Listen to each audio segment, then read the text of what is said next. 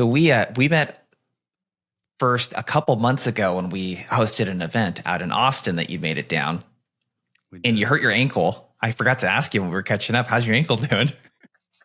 And for those of you that can't see Heath, he's a pretty big guy. I am. So like for visual, 6'3", 250 pounds. Yeah. So after the event that night, we were in Austin. And so I went to school in Austin. I grew up in Austin. I love Austin. Great city. Yep. And so anytime I get there, I have to go run Lady Bird Lake because that used to just be my go-to thing. So if you're not familiar with Austin, Lady Bird Lake is the lake that's like downtown central Austin. And where I was staying was about 2 miles away from Lady Bird Lake. So I took an Uber into the city because I had a meeting before, a coffee meeting. And I was like, I'm just going to go run, then I'll come back.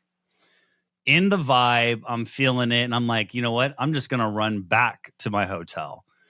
Well, running back to my hotel, there's a lot of dodging of people, a lot of dodging of things because you're running through downtown Austin. And I was trying to dodge this one guy and not even realizing it, just like took a complete step off the curb. And I mean, big tree fall hard. Like that happened. And I tried to pull the just like walk it off. And I'm like by the side of the highway. People are looking at me. And yeah, I thought I was going to be okay walking it off, man. And by the time I texted you, that thing was swollen and blowing up. And I was like, I'm not going to make it, man. Ankles are the worst, dude. Well, the good thing is in sales, we're kind of used to embarrassing ourselves and being the center of attention in a bad way. So that's funny, man. But I think that one of the things that we caught up on, we talked a lot about sales at that event, and we caught up with some other really interesting sales leaders doing some cool stuff. And I think this idea of like how the buyer's journey and how the buyer has evolved is a very interesting thing, because back in the day, it was like Google put out this thing called Zmod. It was zero moment of truth. And it was this idea that, hey, the zero moment of truth is not having to talk to a salesperson anymore. There's this thing called the internet now where I don't need sales for information. I can gather all of my information for me. And I feel like B2B is like several stages behind like how B2C buyers think and like how they, reviews and like all of that kind of stuff. But you have this take that the market is forcing us to be more buyer-centric. And if you consume any content on LinkedIn, you see a lot of people talking about this. But when you think about your career and your journey, like how have you seen the buyer's journey evolve, and what are you guys seeing right now at Mixmax? It's funny, man, because as you were saying that, I started laughing because I remember the biggest challenge I had getting into B2B SaaS was that I didn't have B2B SaaS experience. I had marketplace experience because I came from Uber. I laugh now because that is one of my biggest strengths, because in a marketplace model, we had to make sure that we were balancing all three pieces of the marketplace.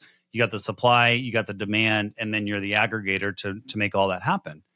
What does that mean? That means you have to specialize in both B2B and B2C. And it's the hardest business to run, dude. I don't know why people get into this, dude. But it's crazy, man. How many times, like when I first started interviewing with SaaS companies, they're like, but you don't have SaaS experience. And I'm like, well, let's break that down then. Like what exactly does that entail? And I think naturally we're now realizing it is that like B2B is becoming B2C. I ask people all the time, I'm like, if you watch a live sporting event or any live TV that has commercials today, what are the two main industries that you see in those commercials? Yeah, I'm really bad to ask because I don't even watch the Super Bowl, but I know a lot of B2B software companies advertise on the Super Bowl now. Software and pharmacy, software, medical, right? Those are the two main that you see. So that's a clear signal that like this has become a consumer-led type of business motion. And I think to your point on the B2B side, we haven't evolved the way that we operate to actually meet where our customers are at and how they're not operating. I'll give you a quick stat to give you a perfect example. You're talking about how customers used to come to sales to talk about or actually get more education. You think about the journey, it's awareness, then education, then you're comparing, and then decisions.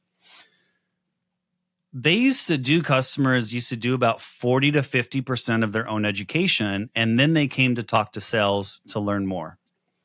That 40 to 50% is now 80 to 85%. And so you have buyers who are more engaged, more educated, more informed before they actually want to talk to sales. Yep. You can't convince me that sales doesn't have to evolve with that drastic of a statistic evolving, right? So that's kind of like where this all started, of like my mentality around this. Yeah, it's really interesting because I think a lot of the, like, when you think about like the big wigs at all of these companies, the people that design the sales process, the folks in ops and, the senior sales leaders and all of that kind of stuff, a lot of them are not even thinking about how they purchase and their own purchasing style.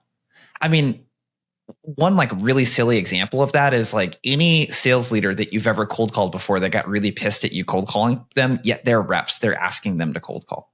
Yeah. It's like they're not even thinking about how they would like to be approached, and they're not even responding in the same way that they would expect their buyers to respond. So how has this forced like the change in the go-to-market motion? If we were to get like pretty tangible here, what does that mean? So we have people doing more research, and like I've heard that Gartner stat, 80%, of the information that we've gotten prior. What does that mean? Does that mean that we need to be more upfront about how much stuff costs and like what it does and like all of that kind of stuff? Like, what does that mean? How has it forced us to adapt? Yeah, so let's run with that one statistic, because there's a lot that you could break down, and we'll break it down more of like, what are the things that I look at when kind of making a decision of like, how should we evolve? So if we just think about customers doing more of their research, well, what is it that could we use Mixmax as an example, actually? Yeah, let's use Mixmax. Yeah, let's do that. So when with our SDRs, when we think about general sales development, what do we train them on? We train them on how to qualify, and we train them on how to make sure that like we can actually solve their problem, right? The problem is most of the people, by the time they talk to sales, they already know what problem they're trying to solve. And they've already looked at 4 or 5 different of your competitors of like choices to look for. So I think that's number one, is that buyers are stepping up to the plate, expecting you to be more of a solution provider, for you to actually understand their problems more and then do more of that value-based selling, which is traditionally what we've left for the AEs. So what's happening? I think there's 2 things. You're upsetting buyers because they either know they already come in with intention and they already know what problem they're trying to solve, and all you're doing is creating friction in their process. Yeah. I listen to calls. I've listened to demos where they're like, I don't want to like be qualified. I just want to talk to a rep because I know exactly what my problem is. That's red flag number 1 for me. I think red flag number 2 is also the try before you buy, right? When we go buy a vehicle, what do? We test drive it. Yep. I can buy a car on my phone now. Like, if you just take a step back and think about that in the way that we just buy, you're talking about how buyers buy software. Let's just take it even back further. How do we buy stuff today? I can order my groceries. I can do everything that I need to do from my phone today. So what does that mean? Is that we become more of an instant gratification society. And it also means that I don't want you to sell me your solution. I want you to show me the value. Then we can have a conversation about me buying that. Right? Yeah. And that's where this whole product-led motion has become very big. So for Mixmax, we've doubled down on being a product-led growth organization. And then we've really doubled down on making sure that our marketing team is meeting our buyers where they're at. Meaning, if we know buyers are doing their education and they're trying to be more aware before they come and talk to us, let's meet them there. Let's make sure that the content we're putting out there is actually educating the right way. And then let's make sure we're tracking that content to where we can tailor that conversation that way. Okay? Yeah. What I just described that we're using technology and marketing do is what we traditionally have had SDRs doing. Right? If you put in the most basic fundamental components. So that was the first thing that I looked at with Mixmax was, well, let's just understand, what are our customers doing, right? Where are they going? Where are they hanging out? And then when they come to talk to us, why do they talk to us? And so that's the first number one is like, what's that go-to-market motion? Because if I know somebody who is our ICP and wants to buy a product, get out of their way. Let them go buy the product. Yep. Don't force them to talk to sales. If people are not sure what they want, that is a clear hand raising. Hey, I need help sales. Come talk to me. That's a great problem to have. So that's number one. What I look at is just how has the landscape evolved? Number two is I also look at the expansion of the buying committee, right? Even SMB today, your average buying committee is like, I think it's like 6. It's like another Gartner stat that's out there, but I've heard some that are like, it's like 11. On the SMB side, I can say for sure, like your buying committee is about 5 or 6 now. Yeah. So where does that buying committee actually happen? Happens in the middle of your funnel. It's not top of funnel problem. That's a middle of funnel problem. Where do deals die? Middle of the funnel problem. And so what the data has shown me is that as the buyer landscape has evolved, so is our problem and sales evolved. I don't think we have as much of a top of funnel problem as we do as a middle of funnel problem. Meaning customers are coming to us with intent, but that also means they're going to leave us quicker for whichever company does give them what they need and can actually solve their problems. And so that's the second piece. And I'm like, okay, where's the actual problem going to transition now that we have all these different tools for signals and like prioritizing leads? I think we have tackled the productivity problem. I think we now need to tackle the prioritization problem. The third one is this is just knowing your metrics, right? For Mixmax specifically, our average contract value is sub 20K. Our average sales cycle is around 30 days. And then I look at that from a capacity planning perspective. And so what does that all mean? I just threw a bunch of data points at you. What that means to me is, am I creating a good customer experience when I have a customer within their first 30 days of experiencing with Mixmax? I have them change relationships 3 times, from an SDR to an AE, then to a CSM. It's question number one I have to ask myself. Question number 2 is, where is the actual like bottleneck happening in our sales funnel today? Because if it's not top of funnel and it's middle of funnel, then I need to solve for right there. Is like, how do we make sure that we're meeting our customers where they're at in the middle of their purchasing decision? And then the third piece is also is like, what's our overall strategy? I'll give you for an example with Mixmax is like we hire specifically, we have a specific hiring strategy of who we go after. And we really have focused on like the LATAM market, non-US based markets for finding great talent. The challenge with that is it's easy for you to look at cost effective roles that are outside the US, but it's also harder to find roles that are the right fit for what you need. Yeah. Okay. And so when I look at that from a cost to acquire a customer base versus their lifetime value, I'm now looking at it as like, okay, I have 3 people in that 30-day process. That's 3 times the CAC to actually close that deal. Like all of these are now adding up to where it's like, am I really making a sustainable and efficient business? And so that's what we looked at when we looked at this evolution. And so the outcome for Mixmax was we actually killed our SDR program. We transitioned all of our SDRs to full cycle AEs, and we made a bet. We believe that technology and AI should be able to augment our reps and automate the rest. What that means is I'm confident in my go-to-market organization to be able to identify what good looks like from an ICP and buyer persona perspective. And then it's our job to make sure that we're augmenting our reps with the right AI and right technology to where we don't have that pipeline drop in the middle of the funnel. We make sure that we are meeting our buyers where our buyers are at, and we make sure that we're actually solving problems, not creating friction. So, okay, where to start? This is some good shit. So let's start with the motion. Yeah. You said buyers are expecting you to be more of a solution provider. I have been preaching this for the longest time. Like our cold call approach is don't pitch your solution, do a reverse pitch at the beginning.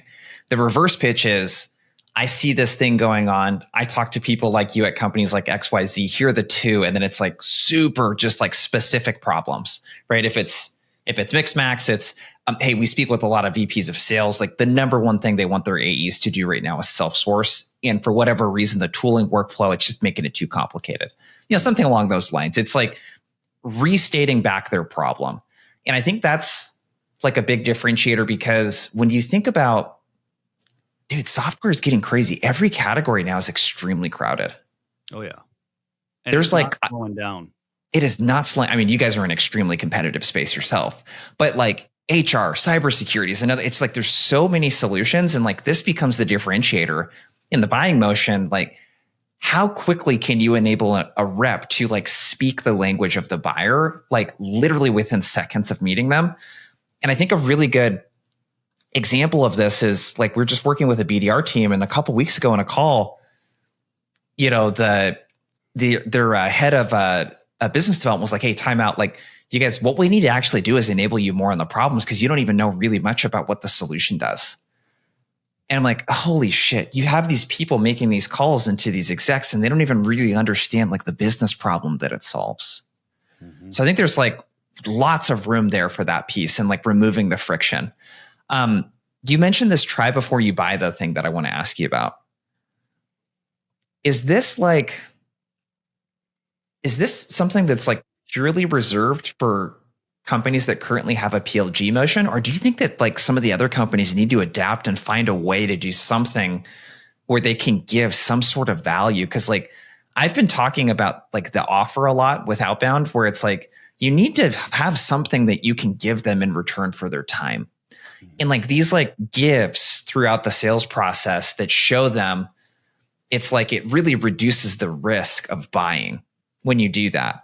Is that something that every org should be thinking more about? What are your thoughts? Man, there's a lot to unpack there. There's a couple. So I think one, problem prospecting, I agree with you 100%. It's what I call it, is problem prospecting. Yep. There's a psychology piece behind it, right? If you pitch me your solution, my response is, no shit, Jason, I've been trying to figure this out. Yeah. Right?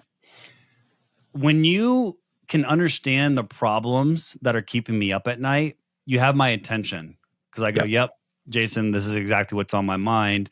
I don't know how to solve this. Well, this is a great time we're having this conversation, right? So it's something that I say, like, we're having this transition from personalization to personalization. Yeah. And what I mean by that is it's very easy with technology and AI to be like, hey, Jason, I know we went to the same school, blah, blah, blah. Mm-hmm. What stands out now is if I actually understand you. And that's your persona. I actually understand what problems you're experiencing, what benefits you could receive from solving that problem, and then what you gain from a strategic advantage. I call it the PBG pyramid: pains, benefits, and gains. Yeah. So that's number one that I want to unpack real quick. Number two, the second one that you hit on is around like the PLG versus non-PLG. I was about to give my answer there. I actually just had this conversation with a friend of mine the other day. And I asked him, I was like, well, how are you building out your product-led sales motion? And they go, we're not a PLG org. And I was like, you don't have to be. I was like, product-led growth is product-led growth. I was like, you don't have to be a PLG org to still have product-led sales. And that's the beauty of all this technology today with signals, is like, if I can create a low friction way to give you value, low value, immediate ROI, and then I can track your usage behavior within my product, that's a sales motion. Yeah. But we don't treat it that way. We think that there's either purely sales-led or there's purely product-led. We're entering this hybrid space, which is that product-led sales motion. Yeah. And I think every organization should be trying to do that. Oh, it's almost like a simple tool that your dev team could create too. Like, so for example, like we do these audits, but an audit is like, it's kind of high friction to engage in an audit with us, right? Like you have to agree to it. You got to give us some information. If there was something where it's like a tool where you just fucking put your email address in there, it emails you back the tool or redirects you, and then you just punch in your conversions and it benchmarks everything for you. It's like, dude, that's immediate value. that someone gets right there. And it also allows us to engage with them based on their engagement, like you said. And it's a great lead gen tool. Yes, that's interesting. That's got me thinking, because all of that's the common complaint with a lot of these enterprise companies is that, we sell cybersecurity and it's like this big engagement. It's like, well, what can you do that allows them to easily benchmark what they're doing by just interacting with something that they need to give an email address for, that's like super high value, that's like one to many, where it like removes the friction of engaging, but it also like, dude, these companies, they hire us, it's like they're doing the coldest of outbound. Mm-hmm. Like they're reaching out to people that have no awareness of their brand, and they're just like, they're doing these things that are extremely cold, and nothing is like marketing driven. Yeah. Why do you think that? Because like this motion, this idea of meeting the buyer more where they're at, Mixmax, I mean, I can't even remember how this is. I don't know, maybe even 10 or more years ago, I just remember consuming content about cold email and just being like, wow, this like site is so badass. There's so much really good content on here. Why do you think that most companies like just don't get the marketing thing? I don't understand. I worked with a big company that sells video software, and like they had like a CIO on their exec team that's like, this is the CIO that speaks at all the conferences and does all this stuff. I'm like, why isn't that person have a podcast that they bring guests on? And like, why don't they pump that content out? It seemed like a really obvious thing to do. Why don't you think these companies really invest in like real thought leadership, stuff that's actually way more cost effective than all these ads and stuff that they do? That's like, it's just sitting right there. Why doesn't that happen? I think there's two reasons. I think one is we are experiencing a generational shift, right? I'm 36 years old. You're seeing that younger generation is now stepping into those VP roles. Yeah. And I'll give enterprise as a great example. And I want to say it's the right way, because I'm not trying to like call anybody out, but like I've experienced it with like some older VPs where it's like, oh, like we only do networks and we only do conferences. And I'm like, I stay away from conferences as much as I possibly can, because you spend so much money. Now, enterprise is a little bit different because you close one client from a conference and your ROI is there. Yeah. But I do think there's a generational shift of like, nobody gets in trouble for doing the safe thing, right? So if you have a board and a CEO who has been in this motion and in this industry for so long, it's a lot harder for you to actually try to do something new, right? Yeah. Nobody ever gets in trouble for making the safe bet, right? Nobody's ever going to get in trouble for buying Salesforce as a CRM. Yep. You know what I'm saying? Yep. I think the second one is also ROI. It's very, very hard to measure immediate impact of content, of podcast, of anything social selling. And so I think that's the other challenge, is that you have to really have good buy-in at an organization level to be able to say, hey, this is the investment we're going to make. We believe in the long tail, we're going to see the results, but you're not going to see the results in the first 3 months. I mean, you know this, right? You've built your brand. It didn't happen overnight, right? Many it takes years. Time. Daily posting. Exactly. Yeah. But unfortunately, most of our board and most of our executive leadership, we have a timeline that we're attached to. And so it's like, I don't understand that space. It's harder for me to actually like measure. So I'm going to go the safe route. I can measure performance advertising. I can measure SEO, right? Even though that's dying and the data shows that. So I think we've been able to hide. I think we're not able to hide anymore though, man. I think it's now becoming very apparent of the companies that are adopting these new ways versus the old ways.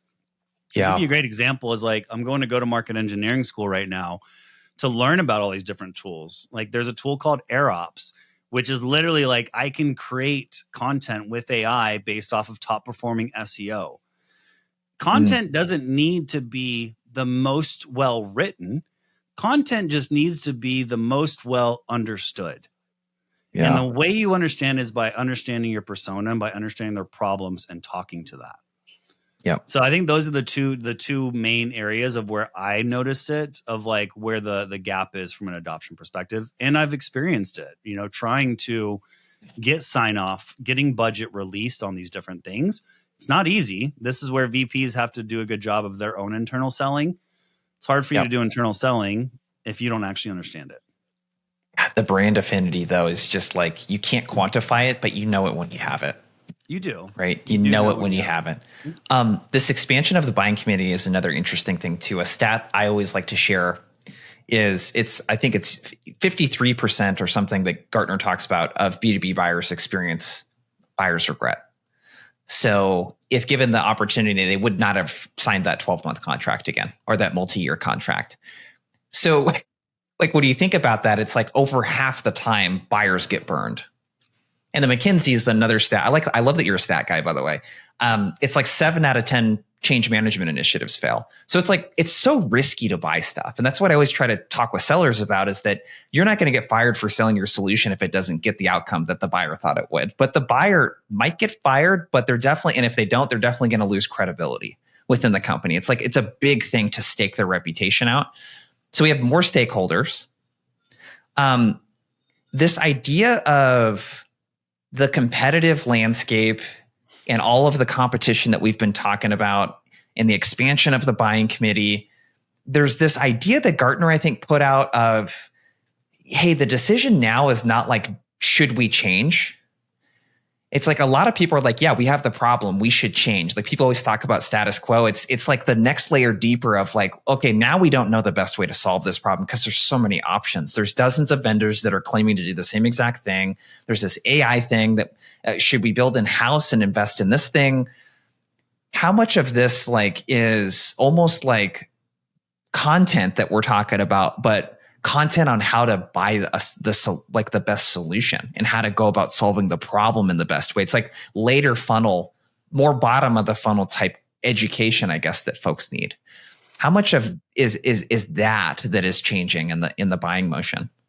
Man, there's a lot of that's changing the buying motion, right? I think one of our biggest competitors going into the next foreseeable future is status quo.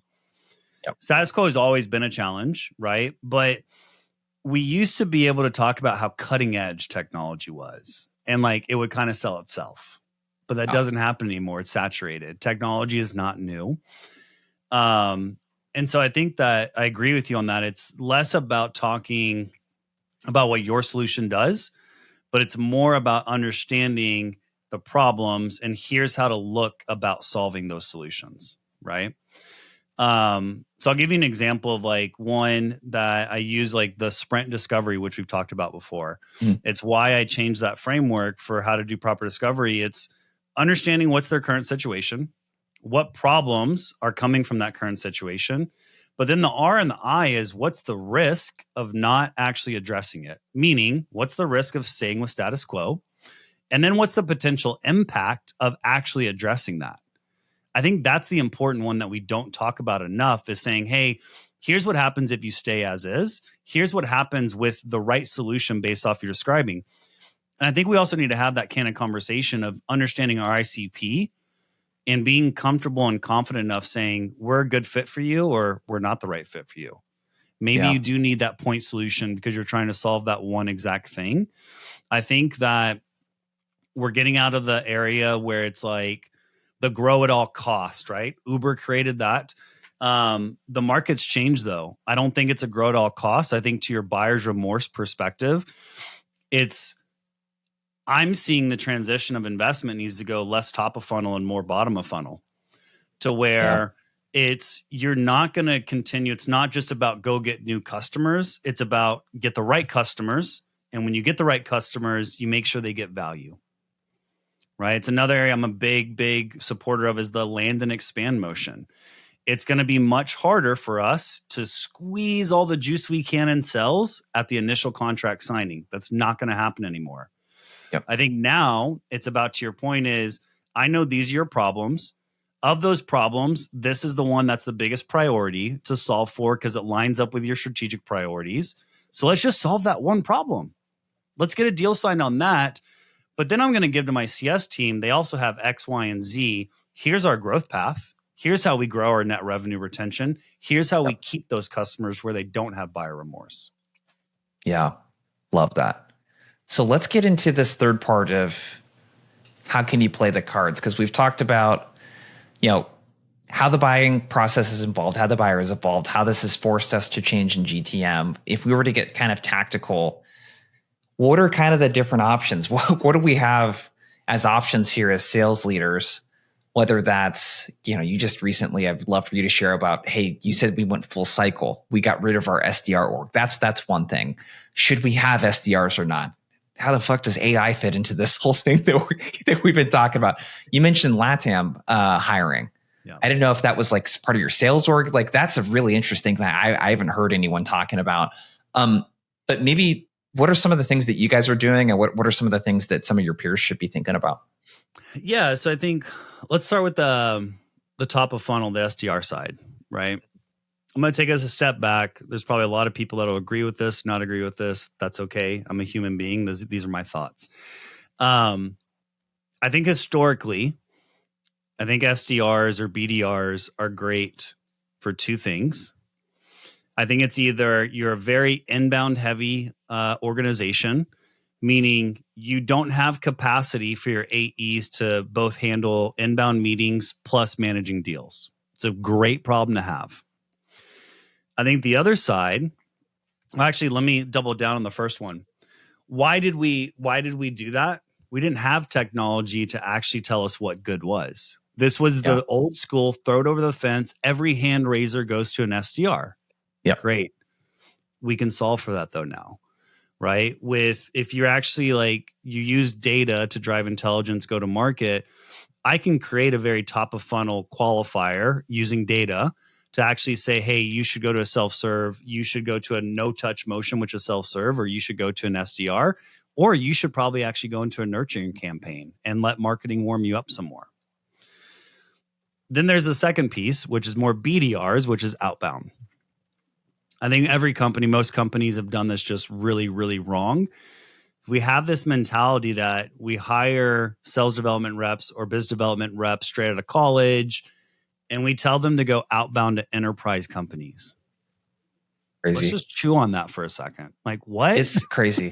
Like, you want someone that's 23 years old to call someone that has literally 2, 3, 4 decades more of career experience than them is just wild.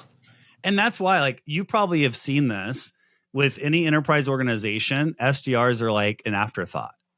They're like a byproduct. Like, they really don't get the love that they deserve. And it's because we made the mistake. We hired them young and green and expected them to be able to perform. So I think like for good outbound BDR, you're paying the same amount as you are for an account executive.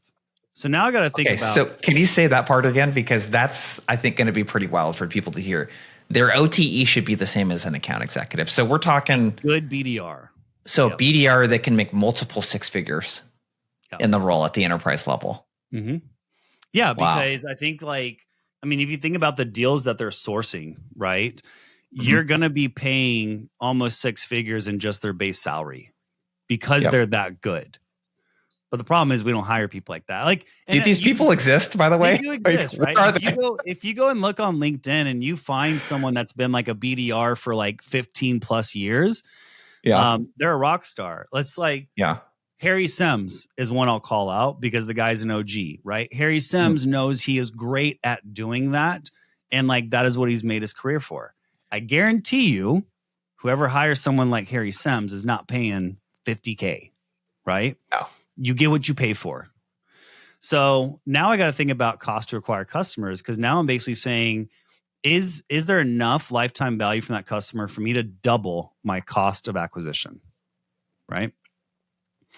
So for Mixmax specifically, understanding our organization, we don't sell into enterprise organizations. Our average ACV is sub 20K. We do have contracts that go into the 6 figures, but like, again, I don't optimize my operations around where I wish we were closing these 6-figure deals.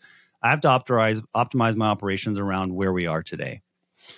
And so when I look at, we have a fast sales cycle, our top of funnel is highly efficient. So meaning sales qualified to sales accepted is about 70%.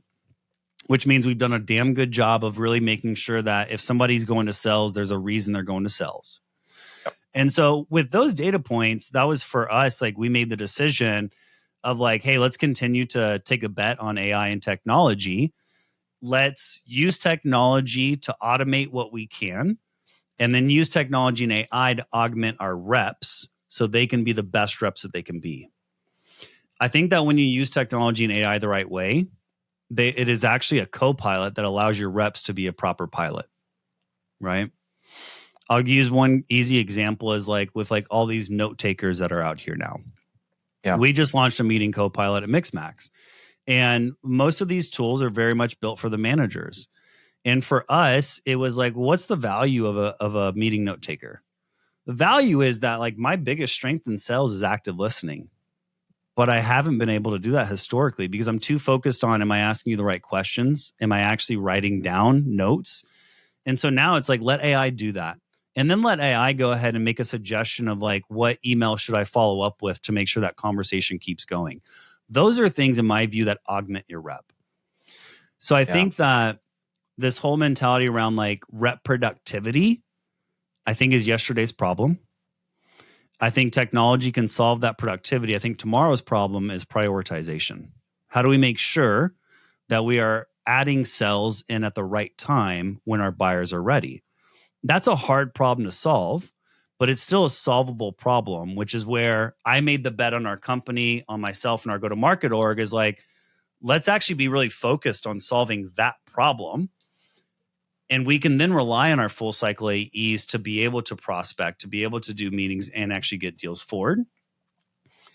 I think the devil's in the details because to your point about cold outbound, if I just turn my reps to AEs and was like, hey, now go do cold outbound, I will fall flat on my face. Right. Yeah. And so that's where I'm a big believer in like warm outbound and really being intentional of where we prioritize what channels get love and in what priority they get love. Everything is really dependent on that. So that's Mixmax specific. So can we talk about real quick for the SDRs and the inbound stuff? This is something I talk to a lot of companies about where they have these large teams of SDRs taking these inbound calls. How are you utilizing technology and AI? Is this like lead routing where it's like, hey, someone fills out a form and based on the criteria that we append some data to maybe based on org size, like industry, et cetera? Like how does that, for as much as that you're able to share, what's like an example of how that works and how should one of your peers again be thinking about like, hey, we have this big inbound SDR team. Like how much of this could we just put on autopilot and take the human out of it? It's a better customer experience. Our conversions are going to be better. Our sales team is going to be meeting with people that are a better use of their time, et cetera. So I think it's 99% of the problems for most companies. It's understanding your ICP, right? With Mixmax specifically, like I went deep into the data of understanding when they're using a specific CRM plus a specific email provider, we know that our win rate is 40% plus. We know that when they're trying to solve this specific problem, our win rate doubles. So it's both in-house analysis. We also worked with a third-party company called Arrow that actually helped us build a machine algorithm to actually be able to make predictions based off of ICP fit plus product usage fit. And so, wow, that's cool. With that, like we've gotten to the point to where we know, for example, like if they use Google tags within their tech stack, our conversion rate 7x's. Like something as simple as that. And so when you can combine that to create a form to where it's like, as you answer these couple of questions, it tells us directionally what's the likelihood of you converting. You can then start to make some hypothesis and you have to like test it. It's not a silver bullet. It's not a set it and forget it. It's a constant evolution. But then from there, you can actually kind of separate your TAM. What is my high touch go-to-market motion? Meaning you are the cream of the crop. I want to make sure that you go straight to a rep and you get very, very personalized white glove touch. What's that medium touch type of TAM to where it's like marketing plus rep? And then what's that no touch motion, which is marketing plus self-serve? Right? That's an example of like where you can get very specific. I think where most companies miss the target is they stop at the firmographic data. Oh, you have this many employees. Oh, you do this much revenue. You're a good fit or no, you're not a good fit. I think it's getting deep enough in your data to understand both the firmographic plus the potential behavioral data, to where if I could only ask you 5 questions, do those 5 questions actually tell me what's the right path for you? Right? It's a hard one to answer, but when you can answer it and you see the results, you're like, wow, this is amazing. So I'll give you an example. When I joined Mixmax, our sales qualified to sales accepted conversion was like 35%. That was a clear like signal to me that we were just throwing it over the fence mentality. Yep. And so when I invested the second half of last year of like fine tuning this is where we saw the improvements in all those rates. This is how we improved win rate. Too often when we talk about win rates is an outcome. So whenever I hear a revenue leader's like, oh, our win rate's at 25% and we want to get to 30%, and I go, how? And I get this blank stare. It's the strike zone math, right? It's like, for the win rate to happen, what's your actual like show rate? What's your actual qualification rate? There's a crux within your strike zone math where if you can fine tune that. And so for us at Mixmax, that was where we were like, if we fine tune very much top of funnel, everything else falls into place. Yeah. And it happened. Well, and it's almost like too, you want a system that doesn't rely on people being world-class sellers in order to make work, because no team is going to have world-class sellers across the board. You're going to have your traditional bell curve. So like the easier that process is to follow and the better fit that people are, where it's like you want to be in that situation where the product is really selling itself, right? Because it's such a good fit for the person and the process is easy to follow. So AE self-sourcing. My biggest question here is like, why and how do you get them to do it? Because and I know we could have spent a whole hour just on that. Yeah. This is like the problem I feel like a lot of companies have, where they've decided they want to do it and they do kind of what you alluded to earlier. All right, go get after it. Here's your accounts. And that's it. Like nothing else. But why was that such a firm, like, okay, cool, we're going to do this now with just our AEs, and how do you make sure that it happens? Yeah. So I think number one is understanding which channels are the priority channels first. And so for Mixmax specifically, inbound is still one of our ramped up rockin' channels. The only thing we changed is just like, instead of it going to an SDR, it's now just being spread between all the AEs. So there's your lanyap is what I call it. I'm like, there's your free base hits, whatever you want to call it. Yep. Second is our product, right? I think to your point, this would have gone really, really bad if I just said, hey, here's your list of product qualified leads, go after them, right? It's going to be very inefficient. So one of them, we partnered with Common Room, for an example, to like really create that 360 view of our customers, and then prioritize those product leads based off of, are they actually showing us both the firmographic plus the behavior around like their product usage, to where we now can go in with the context. And so that was part of it, was with this company that we worked with. I was like, great, I understand what converts, but I also want to understand what would increase their likelihood to convert if they adopted something they're not using from us today. And so that's where I can now give my reps the direction plus the actual context of the conversation of saying, hey, Jason, this is worth your time. And also, if they were using X, Y, and Z, they'd get more value from Mixmax today. I mean, if you were a rep, you would take that all day, I'm assuming, right? Yeah. And well, so, I think, can I make a point here? Yeah. You're spoon feeding the rep. The analogy I use with AI and like automation is like red pen versus black pen. Yeah. Like you're allowing the rep to red pen. They're getting spoon fed a list and deciding whether or not they want to pursue. They aren't sitting in some sort of platform or a spreadsheet prioritizing this shit themselves and thinking about what would help. Like that work is being done for them, I think is the key point there. And that's what my job is, right? Yeah. Like that's at least how I hold myself responsible as a revenue leader. It's how I hold my go-to-market team responsible. Is like, our job is to make sure that you are fishing in the right pond. Yeah. And even more, our job is to help make sure that you use the right bait to catch that fish. Yeah. Too often we think that just because we took the rep to the pond, our job is done. I'm like, no, that's not how you teach somebody how to fish. You don't just take them to a pond and say, throw it out there. Right. Yeah. I don't know why I'm using a fishing analogy, but it's a great analogy. With it. Like when you go in that detail, it's kind of funny because it becomes really obvious. Yeah, that's basically what the most sales orgs do, dude. All right, pond's over there, brother. Let's exactly. Good luck. Come back with 10 fish. And you're like, dude, I've never fished in my life. Like, I don't know what I'm doing here. But if I can take you to the pond and I can say, hey, here's all the different bait, and this type of fish likes this bait, this type of fish likes this bait, I'm giving you a much clearer direction. So I think that's the problem number one that most organizations need to solve for is like, are you actually giving your reps the right guidance, or are you just throwing a dart at the wall and hoping you hit the bullseye? Most of us are just throwing the dart at the wall, hoping it hits the bullseye. Yep. The second one is time management. It comes back to prioritization again. If I look at a rep's calendar for most organizations, I can guarantee you right now, 40-50% of their time is internal meetings.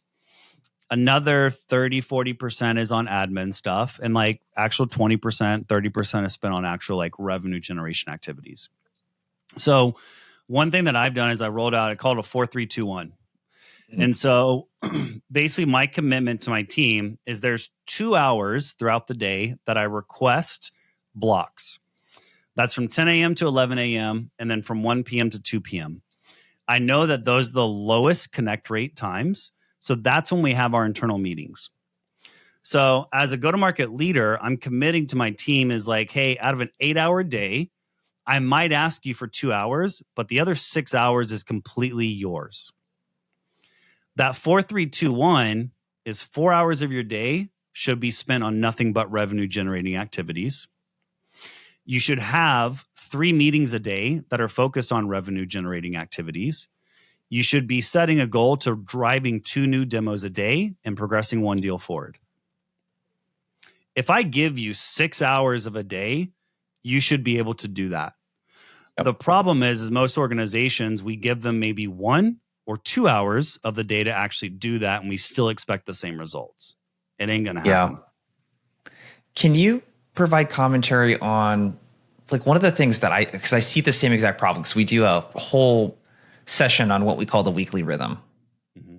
And dude, especially with enterprise companies, the amount of internal bullshit on their calendar that gets dropped on their calendar without their knowledge is crazy. It's like people plug stuff over their prospecting blocks, all kinds of things. Really, to me, that's like an org-wide problem where leadership from the top down needs to establish the communication rhythm and like the time management and productivity rhythm of like, hey, I get that you need to meet with someone to scope and like price and do that stuff, but like giving people guidelines of when they can drop stuff on. Like, is there any kind of advice or guidance you have around how people should think about from an org-wide standpoint, like the rhythm there around when people can put meetings on people's calendars and like how to save like the productivity time and all that kind of stuff? Man, I'll give you my honest answer. I wish I had figured it out because that is still the biggest challenge today. My solution has been that I have reps create 2 calendars. One is a client-facing calendar and one is our internal team calendar. And it's for that exact reason, because we have a very strict understanding that like revenue rules all. Yeah. I don't care if you have a meeting with me and you have a prospect book time, we will reschedule. Right. So that has been my solution is like the client calendar will never be impacted by internal meetings.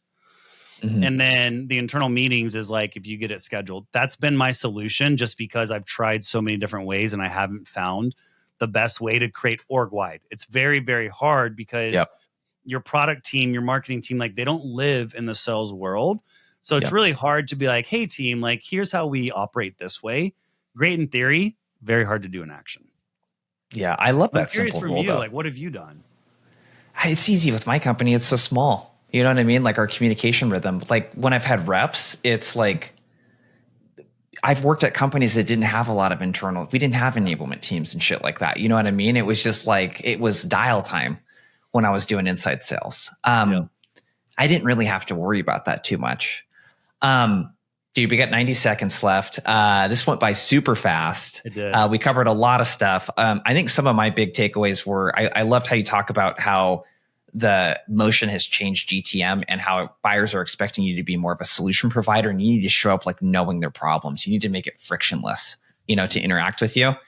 And then I love this. I love this idea of, where is it? The RGAs, dude. Like the 4-3-2-1. Like, one of the things I think that's your superpower is coming up with really easy frameworks. It's really easy frameworks, rules, like a whole org. That's what's missing at a lot of these bigger orgs, is there isn't like that like easy, snappy way to remember stuff. But where can people go to connect with you, learn more about Mixmax? Let us know if you're hiring, like all of that kind of stuff. Yeah, so we actually are hiring for account executives right now, which, by the way, we changed the name to go-to-market specialist. Yeah. Talking about being more buyer-centric. If I reach out as an AE versus a go-to-market specialist, which one are you going to want to actually talk to? Yep. So we are hiring. You can check us out at mixmax.com. If you want to find me, Heath Barnett on LinkedIn. If you're not sure if you found the right one, I got the tagline, Jimmy Neutron will go to market. You can have a good laugh. But yeah, that's how you can find me. That's how you can find Mixmax.